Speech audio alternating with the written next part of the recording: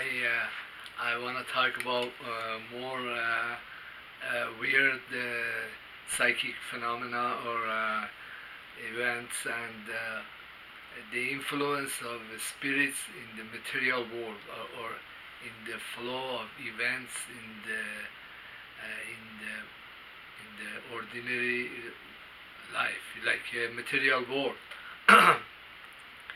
Anyhow, I had gone to the temple last night, and it's like you know how you go to a wedding and a whole sequence of events happen, and even though it's different every single time, but usually you know when one thing is going to happen, it's always very sweet and new, like it never ever happened before. So uh,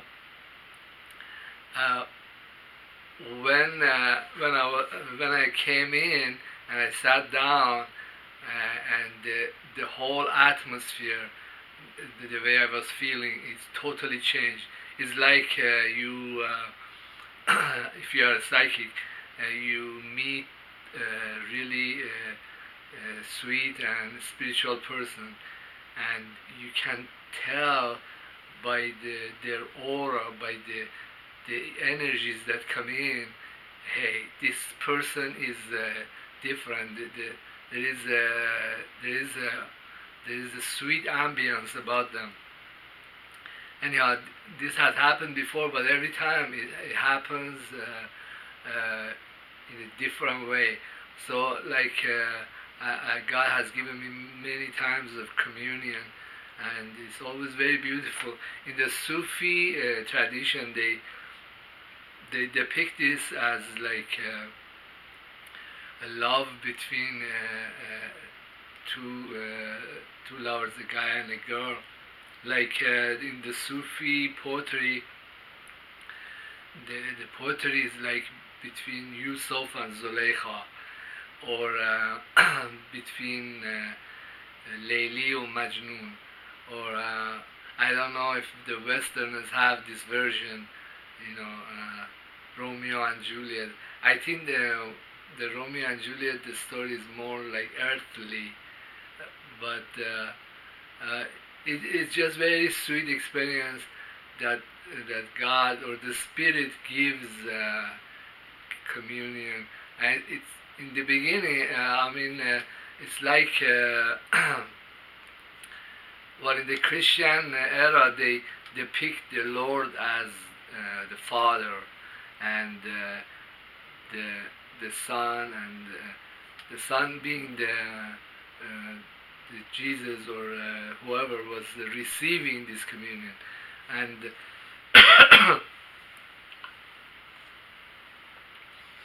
then in the temple, when I sit down, I look in, and there is the pictures of the three Sufi masters. All three have passed, but the one before the one that we have now, the Sufi master Shah Masud. When you look at his picture, the picture is encased in like a border. It's kind of thick border, and the border is lighted, or seems to be lighted, is like a bluish color, and then the picture of the Sufi master is embedded in this background, supposedly blue. And what there is experience, this is kind of like implying a psychic experience, like when I have communion or mediumship with the ghost, it's always like a blue flash, or blue with a tinge of purple, flashes in my brain, and in this thing I see different ghosts. Like the very first ghost would be my own ghost. I see my own picture in many different times when I was younger, or or when I would be very old. It is the ghost manifesting itself in different form. Then the other ghost that shows up when it's like fireflies, or it's just a lot of colors explode in my brain, and then I see usually my dad. He was very close to me, so I see him in different shapes or forms or times of his life, and then it goes on. Then there is other people, and I've had other experiences. This is really the essence of mediumship. But it's interesting that in the temple, all the artwork and what is depicted, it totally resembles the experience itself. Like somebody else totally had this experience, totally knew that this is what's going to happen. I find this amazing, and also I read the New Testament, and a lot of the stuff, even the wording or the stuff they use, just like I mentioned, like they use the word Father and the Son. It's totally reminiscent of what happened.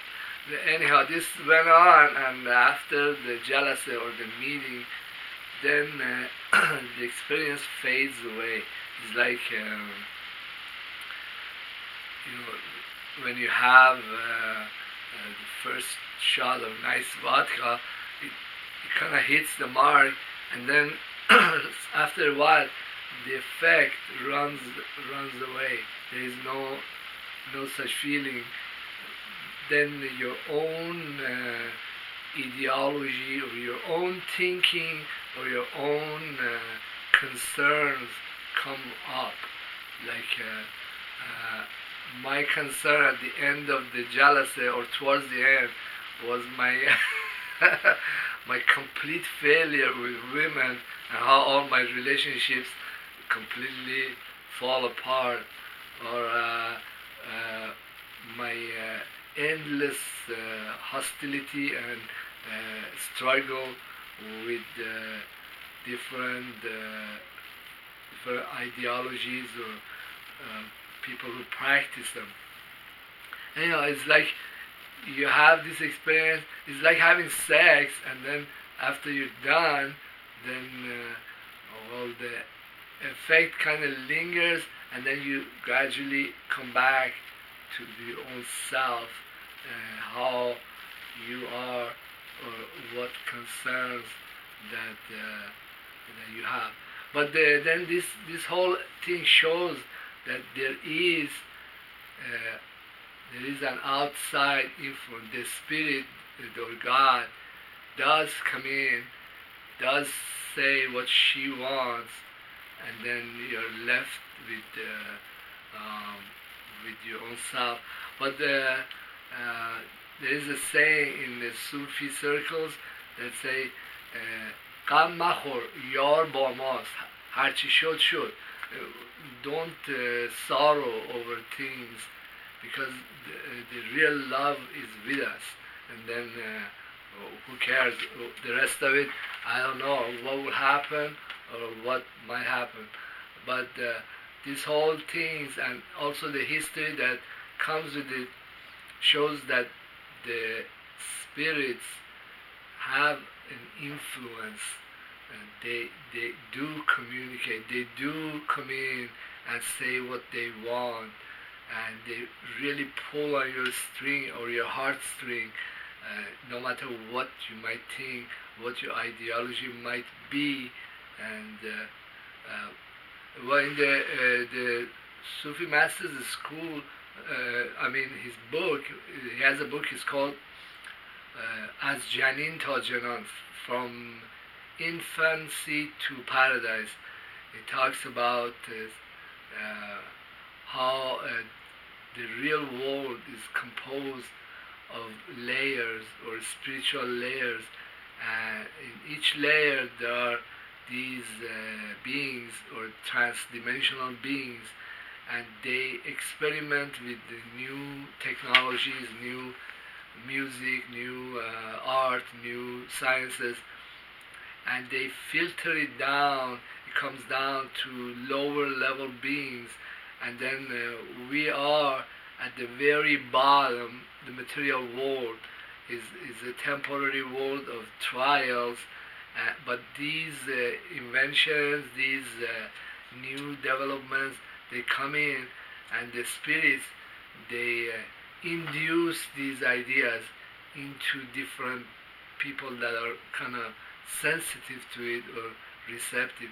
Many of these new developments are very strange, and they are kind of alien to the world that we live in.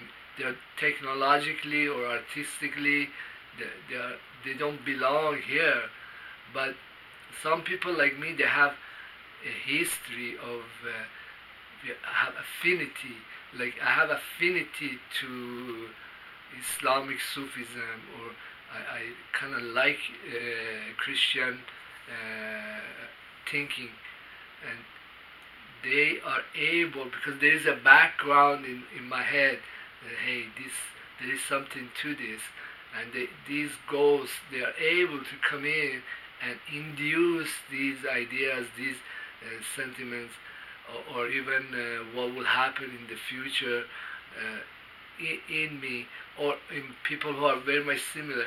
So, well, the fact that there are so many signs in the temple, and a lot of these signs induce this reminiscence of my own experiences, like the picture of the Sufi master with the background of a bluish kind of thing.